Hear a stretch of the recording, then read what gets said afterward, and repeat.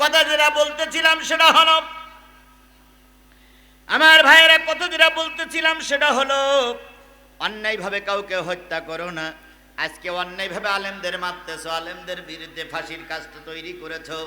জেনে নিও, জেনে নিও যে ফাঁসি আলেমদের জন্য তৈরি করেছো, ওই ফাঁসি একদিন তোমার জন্য অপেক্ষা করতেছে। সূরা লাহাব মুখস্থ কার কার হাত তোলেন তো। ওইখানে একটা, আমাদের খেয়াল করেন, আমাদের খেয়াল করেন, আমাদের খেয়াল করেন, আমাদের খেয়াল করেন। যদি কারোর প্রশ্ন থাকে লিখিত দেন, উত্তর দিয়ে যাবো ইনশাল্লাহ। হাত নামান। ওখানে শেষে আছে আমরাতুহু হাম্মালাতাল হাতাব। আল্লাহ বলতেছে শুধু আবু লাহাব একলা ধ্বংস হয়নি, তার স্ত্রীও কি হয়েছে? ধ্বংস হয়েছে।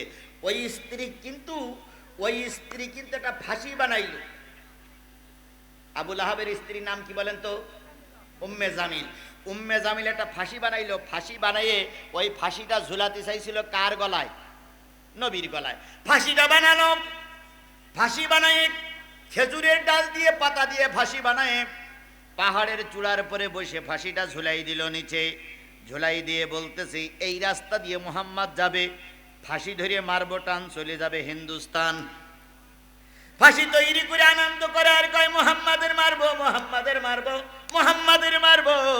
এই চিন্তা ভাবনা করে উম্মে জামিল বসে আছে। কিছুক্ষণ পরে দেখা গেল নবীও আসে না, উম্মে জামিলের আশা পূরণ হয় না। হঠাৎ করে উম্মে জামিল চিন্তা করতেছে ফাঁসিটা আমার গলায় দিয়ে দেখি, এই ফাঁসিটা আমার গলায় ঝোলে কিনা, ফাঁসিটা আমার গলায় ঢোকে কিনা, ফাঁসিটা আমার গলায় ঢোকে কিনা। এইবার ফাঁসিটা গলায় দিয়ে আনমন হয়ে বসে আছে, এটা তন্দ্রা মতন আসলো। আল্লাহ বললেন জিবরিল পাথরটা নাড়া দাও, শয়তান বুড়ি অনেক দূরে গিয়ে গেছে।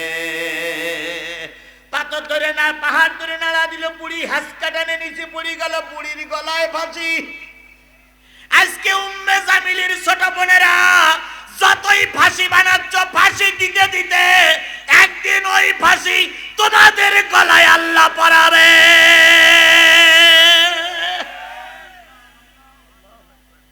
আল্লাহ সেই দিনটারে কবুল করুক। আরো জোরে বলেন আমিন, আরো জোরে আমিন। খালেদা জিয়াও মা, প্রধানমন্ত্রী আপনিও মা। কি আপনি ঈদের আনন্দ করলেন আর খালেদা জিয়ারে ভিতরে রাখলেন। খালেদা জিয়া কি দোয়া করতেছে কে জানে? আল্লাহ জানে। আজকে যে দুর্দশা হয়েছে, ওই দুর্দশা আর একজন মার হোক, এটা আমি চাই না, কিন্তু অনেক সময় তো হতেও পারে। কি হতে পারে না? হতে পারে না।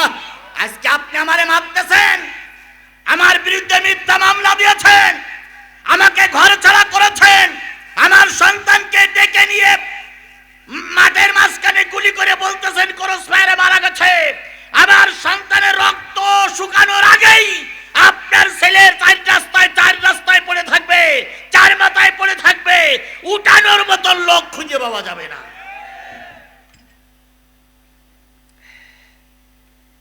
একজন ব্যক্তির বিচার হচ্ছে আদালতে, ভালো করে বুঝেন। আদালতে বিচার হচ্ছে হত্যা মামলার বিচার, একদম সত্য ঘটনা, হত্যা মামলার বিচার। এখন হত্যা মামলার বিচার, যিনি হত্যা মামলার আসামি তিনি হত্যা করেন নাই, তারপরও তাকে ফাঁসিতে ঝুলতে হচ্ছে। ঘটনা ছিল এরকম, ফজরের নামাজ পড়ি সবাই বাড়ি বাহির যাচ্ছে, হঠাৎ করে এক লোক টাকা নিয়ে আসতেছিল বিদেশ থেকে, সেই লোকটার কাছ থেকে টাকা ছিনতাই করে ডাকাতিরা চলে যাচ্ছিল। এখন ওই লোক বাধা দিচ্ছে, ডাকাতিরা পেটের ভিতরে ছুরি দিয়ে ওর মেরিয়ে, রাস্তায় মেরিয়ে ও টাকা নিয়ে চলে যাচ্ছে। ভালো করে শুনেন। এখন ওই পেটের ভিতরে ছুরি গ্যার গ্যার গ্যার গ্যার করতেছে, নামাজিরা সবাই তাকাই দেখতেছে, কিন্তু কেউ কোলের কাছে যাচ্ছে না। হঠাৎ করে একজন যে বলতেছে আল্লাহ তোমার এক বান্দা মারা যাবে, আর আমি চুপ করে দাঁড়াই থাকবো? এখন ওই বান্দা ওর ওই কোলের ভিতরে নিয়ে মনে করলে ছুরিকান বেরি করে ওখানে একটা গামছা দিয়ে একটা পোটলা দেই যাতে করে রক্ত বন্ধ হয়। ছুরি হাতে করে বেরি করতে আর অমনি পুলিশের গাড়ি আসছে। পুলিশের গাড়ি এসে দেখলো যে নামাজির লোকের কোলে কি লাশ, হাতে কি ছুরির মাথা দিয়ে কি পড়তেছে, রক্ত পড়তেছে। পুলিশ ওই লোকটারই ধরল। অথচ ওই লোকটা কি দোষী না নির্দোষ? ওই লোকটা উপকার করতে গিয়েছিল, উপকার করতে গিয়ে পুলিশের কাছে এই 1 নম্বর আসামি। এখন এই যে অনেক লোক দেখতেছে কেউ সাক্ষী দিচ্ছে না, এখন 3 তালার পরে ফজরের নামাজের পরে একজন পায়চারি করে বেড়াচ্ছিলেন, উনি ওই জটলা অবস্থা থেকে 3 তালার থেকে সবকিছু দেখতেছে, তখন তো ভিডিও নেই, 3 তালার থেকে দেখতেছে, দেখলো যে ডাকাতিরা মেরে চলে গেল, আর একজন নামাজি ব্যক্তি এসে ওই ব্যক্তির উদ্ধার করলো, উদ্ধার করার পরে ছুরিটা বেরিয়ে উপকার করতে গেছে, পুলিশ এসে এর দেখলো যে এর হাতে ছুরি, এর কোলে লাশ, পুলিশের 1 নম্বর আসামি বানালো। পুলিশের সাক্ষী অনুযায়ী কোর্টে মামলা হলো, আর ওই 3 তালার পরে যিনি দাঁড়াই দেখেছেন উনি হলেন বিচারপতি। ওনার আদালতে বিচার, ভালো করে বুঝলেন, ওনার আদালতে বিচার। উনি আসামির বাদী বিবাদী পুলিশের সাক্ষী শুনলো, আর ওই যিনি ওই নামাজি ব্যক্তি কোলে করে রেখেছিলেন এই মৃত্যু ব্যক্তির ওনার বক্তব্য শুনলো, কিন্তু এনার পক্ষে সাক্ষী দেওয়ার মতন কেউ নাই। পুলিশ 8 জন 10 জন সাক্ষী দিল, স্যার আমি নিজে চোখে দেখেছি এই লোকে খুন করেছে। শেষ পর্যন্ত সাক্ষী প্রমাণ হয়ে গেল ওই নামাজি লোকের ফাঁসি হবে। অথচ নামাজি লোকটা নির্দোষ না দোষ? নির্দোষ লোকের কি হবে? এই বিচারপতি বারবার রায় পাল্টায়, রায় দেরি করে, বারবার দেরি করে, আজকে দেব না, কালকে দেব না, পরশুদিন দেব না। হঠাৎ করে বিরোধী পক্ষের উকিলদের জেরার কারণে উনি রায়ের দিনখান ঘোষণা করলেন। ঘোষণা করার আগে চিন্তা করছে, আল্লাহ দুনিয়ার কেউ দেখিনি, কিন্তু আমি তো দেখেছি ওই লোকটা নির্দোষ, কিন্তু আমি কি করে লিখবো যে তোমার ফাঁসি? রায়ের 2 দিন আগে বিচারক চলে গেলেন জেলখানায়, কোর্ট দারোগার কাছে অনুমতি নিয়ে ভিতরে ঢুকলেন।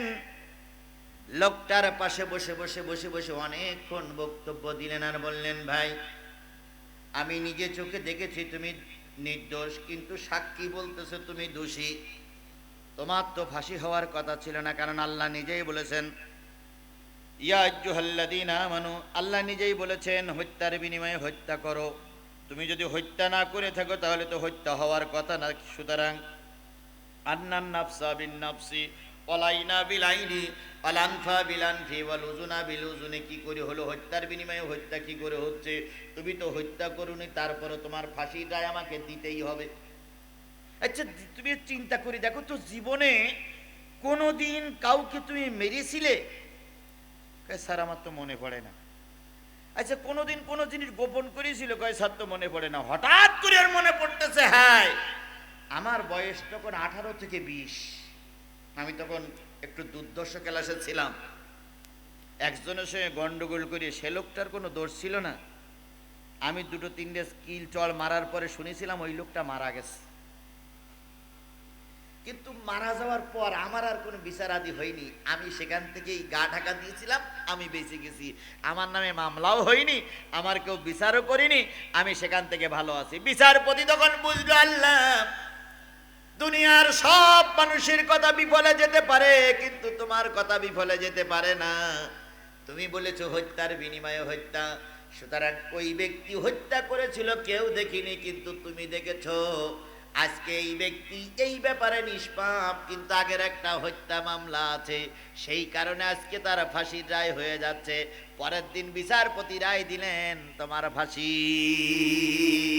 আজকে তোমরা মারতেছ, আজকে তোমরা আমার সন্তানকে ঘরের থেকে বের করে নিয়ে যাচ্ছ, মিথ্যা মামলা দিয়ে সাধু সাজতেছ, কেউ দেখিনি, কে দেখতেছে?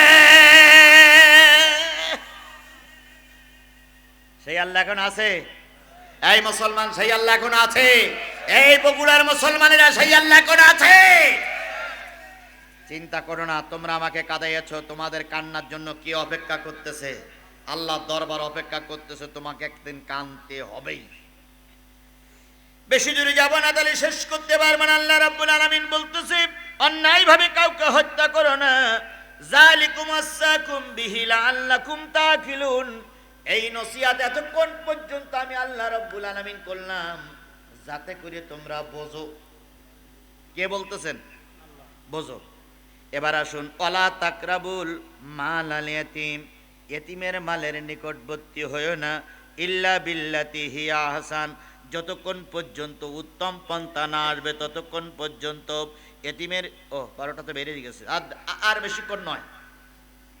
বিল্লাতি হিয়া আহসান, উত্তম পন্থা ছাড়া, হাত্তা ইয়াবলুগা শাদ্দাহু, যতক্ষণ তারা যৌবনে পদার্পণ না করে ততক্ষণ পর্যন্ত এতিমের মালের নিকটবর্তী হয়েও না, এতিমের মালের কাছে যেও না, কারণ এতিমের মাল হক আদায় করা তোমাদের হক। এবার বলুন তো, আমরা এতিমের মাল খাই না, এতিমের হক আদায় করি? জোরে বলেন, এতিমের মাল হক আদায় করি না, এতিমের মাল খাই? নবী বলেছেন, যদি কোনো এতিমের মাথায় হাত বুলাইয়া দেওয়া হয়, ওই এতিমের মাথায় যত চুল আছে তত পরিমাণ নাকি আমলনামা তোমার আমলনামায় লেখা হয়, আর যতগুলো গুনাহ আছে সব গুনাহগুলো আল্লাহ কি করে দেয়? মাফ করে দেয়। অথচ আমরা এতিমের মাথায় হাত বুলাই না, বরং এতিমের মাল খাই। আল্লাহ রসুল ঈদুল ফিতরের দিন ঈদগার ময়দানে আসলেন, এসে দেখলেন একটা বাচ্চা কাঁদতেছে। কি আপনাদের মুখস্থ আছে না এই অবস্থা? আপনারা জানেন একটা বাচ্চা কাঁদতেছে। নবীজি জিজ্ঞেস করলেন, হায় রে বাচ্চা, আজকে ঈদের দিন সবাই ঈদগার ময়দানে এসেছে, তুমি কান্দো কেন? ওই বাচ্চাটা কি বলেছিলেন নিশ্চয় আপনারা জানেন। বাচ্চারা বলেছিলেন, কে গো তুমি? কি তোমার নাম, কি তোমার পরিচয়? যুদ্ধে আমার আব্বা মারা গেছে, মার একটা বিয়ে করেছে, যার সঙ্গে বিয়ে হয়েছে সেই মা আমার দৈনিক 2-3 বার করে পিটায়, তাই আমার মা পাঠিয়েছে নবীর সঙ্গে কথাটা বলার জন্য, তোমার সঙ্গে বলবো না। নবীজি বললেন, তুমি কি কোনোদিন নবীরে দেখেছো? কয় না, দেখিনি। ওই নবী তখন বললেন, ও বালক, আমি সেই নবী। আল্লাহ নবী বুকের ভিতরে জড়াই ধরে 2 গালে 2 চুমা দিয়ে আয়েশার ঘরে যে বলতেছে, আল্লাহ পাক জান্নাত থেকে একটা ফুটান্ত গোলাপ ফুলকে তোমার কাছে দিয়েছে, যদি এর খেদমত করে আল্লাহ পাক জান্নাত নসিব করবে। এই জন্য এতিমের হক আদায় করতে হবে, এতিমের মাল খাওয়া যাবে না। কার নির্দেশ? এটা কি শুধু আমাদের জন্য ফরজ? তাওরাতে কি ছিল? একই জিনিস। জব্বুরে কি ছিল? একই জিনিস। ইনজিলেও একই জিনিস। আর সকল ধর্মের কাছে একই জিনিস, এতিমের মাল খাওয়া যাবে না। শেষ হয়ে গেছে প্রায়, একটু খেয়াল করি। আউফু কাইলা ওয়াল মিজান, ওজনে এবং মাপে কম দিও না। ওজনে এবং মাপে কম দিও না।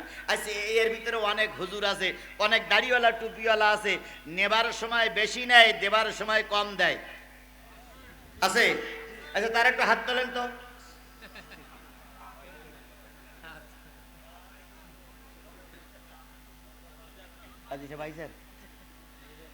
নেবার সময় বেশি নেয়, দেবার সময় কম দেয়, কারা কারা হাত তোলেন?